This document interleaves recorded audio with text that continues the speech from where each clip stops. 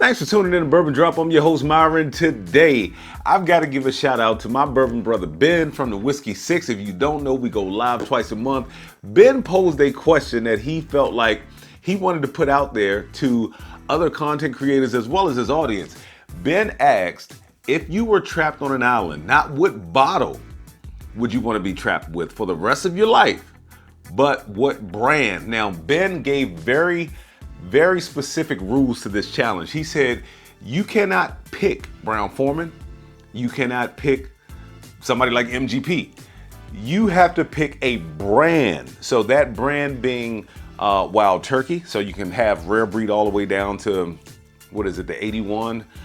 You can't say Brown-Forman, so you can't have Jack and Old Forester. You can say Barton, but if you go Barton, you can't go Thomas S. Moore. So if you guys are a fan of the channel, you will already know what I'm about to put on this table. I want you guys to put in the comments, if you had to be trapped on an island for the rest of your life, what brand and what bottles of that brand? You don't have to write a full paragraph. You can just list, even if you want to do 2, 3, 5, you don't have to go into a whole paragraph, but what brand and possibly what bottles, because I am about to put the bottle on the table. I'm going to give you 3 seconds to guess. You don't have to put it in the comments, but this brand right here, you guys probably already knew it was going to be Jack Daniels. Now, I've never opened this Sinatra blend. I hear it's just okay. They've even got like a cool book on the inside that tells you how Sinatra liked it. Like basically, Sinatra liked his Jack watered down. Like he took it with a ton of ice and sipped on it all night. So that thing had to be super watered down. I don't think it said anything about it being a different recipe. It just said that he liked his Jack and Coke. Now this is at 90 proof though. So it's not like your regular Jack, which I believe comes in at, I don't know, I don't drink it, 80, 84. Maybe you guys can tell me the black and white label. I can't stand the stuff. I can't. That turned me off from Jack Daniels for the longest time. One of the bottles that got me into Jack Daniels, and shout out to Jason C, man. This bottle right here, I used to call it the gold label. Now the rye has the gold label. So, and then there is another one with an actual gold label. I believe that's airport travel exclusive. It's bonded. But Jason C talked about how good this JDSB BP is. So I had to find out for myself. And once I got a bottle, man, I was like, wow, that is that is a shelf monster. So I was like, every time I go back, I'm gonna get another one. Every time I go back in the store, if I'm low, I'm gonna get another one. Now I try to pick them up for the date on the side to see if I can get either a birthday, a wedding date, one of my kids' birthdays, my wife's birthday. I've gotten close on quite a few things, and I do have my birthday and one of my kids' birthdays. But next came the JDSB Rye. Now this thing is another monster, man.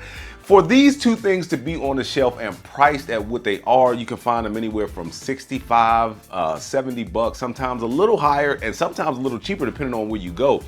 These are monsters. This happens to be the Jack Daniel's Hero Edition. This was the rye, the one that came from the Coy Hill warehouses. This is 1-13. Anything from 8 to 13, you guys know those are Coy Hill warehouses with a 1.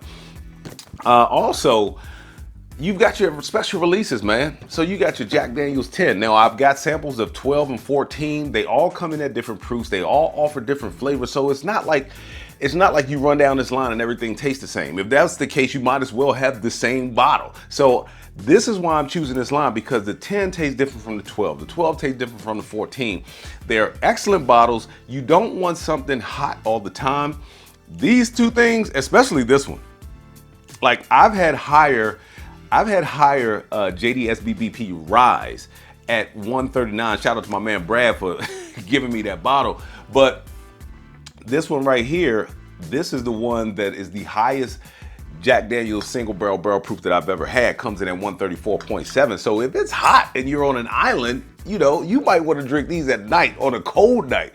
But something like this, 97 proof, Yeah, 97 proof. You could just sip this thing in the middle of the summertime, 100 degrees. But I will say this, not only do they offer things like this Jack 10, you know, with their special releases, shelf monsters like the JDSB PPs, and then you got your other special release like the Sinatra blend, but you get things like this. So this was a 100 proof bonded Jack Daniel's triple mash. Now this thing right here, man, I've had it since it came out. I think they released these in 22 or 23, so I've had it for some years. This is the 1 liter actually, and I've never gotten another one, but I really enjoy this bottle. Actually, I enjoyed the whole lineup, but this bottle right here, this bottle was actually one of my favorites. So Ben, shout out to you, man. If you have not gone over to his channel, go to the Bourbon Note, check Ben's channel out, man. Puts out great content, and with that being said, let the whiskey flow. Never run out unless you head it to a drop. Until next time.